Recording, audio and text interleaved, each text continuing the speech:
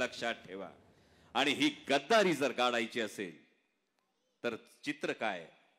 सगळे आमचे पत्रकार बांधव बसले. 2 जुलैला जेव्हा राष्ट्रवादी काँग्रेस पक्षामध्ये उभी फूट पडली त्यानंतर अनेकांनी काळजीने फोन केले. आता नेमकं काय होणार?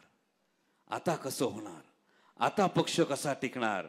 ही परिस्थिती निर्माण झाली होती आणि त्यावेळी 40 जण गेले आणि आज तब्बल 40 गेले. त्याच्या ठिकाणी 1600 लोकांनी इच्छुक म्हणून पक्षाकडे अर्ज केले. ही ताकद जर कुणाची असेल तर ती आदरणीय शरदचंद्रजी पवार साहेबांची ताकद आहे. आणि ही ताकद संपूर्ण महाराष्ट्राने ओळखली. आणि ही ताकद ओळखत असताना आज पवार साहेब पायाला भिंगरी लावून महाराष्ट्रभर फिरत असताना महाराष्ट्राच्या कानाकोपऱ्यातून एकच आवाज येतोय, तो म्हणजे आता तुतारी हातात घ्या.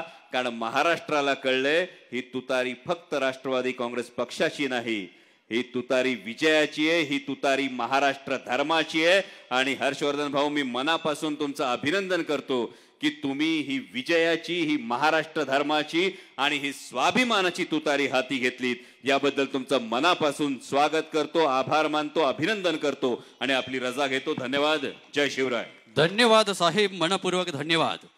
आपल्या अभ्यासपूर्ण पद्धतीने संसदेमध्ये प्रभावीपणे प्रश्न मांडणाऱ्या आणि संसद रत्न ठरलेल्या संसद रत्न खासदार सौ सुप्रियाताई सुळे, आपणास नम्रपूर्वक विनंती, मार्गदर्शन करावं.